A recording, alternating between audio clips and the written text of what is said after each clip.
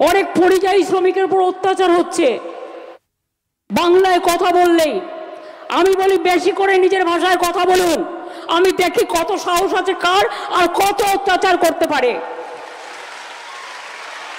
সাহস কম নয়, আসাম থেকে নোটিশ পাঠাচ্ছে আলিপুরদুয়ারের রাজবংশীকে, আসাম থেকে নোটিশ পাঠাচ্ছে কুচবিহারে, জলপাইগুড়িতে, শিলিগুড়িতে। আমাদের লোকদের বাংলায় কথা বললে বাংলাদেশে পুশ করে দেওয়া হচ্ছে, এমনকি ট্রাইবেল মেয়ে পর্যন্ত রেহাই পাচ্ছে না। আমরা পরিষ্কার বলছি, আমরা মাতৃভাষায় কথা বলবো, অন্য ভাষাও শিখব, কোনো ভাষাকে আমরা অসম্মান করি না।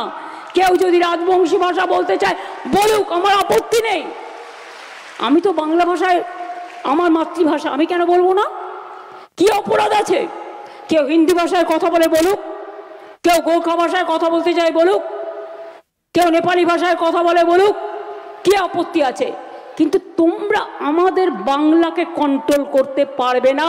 বাংলা বাংলা চালাবে, দিল্লি নয়।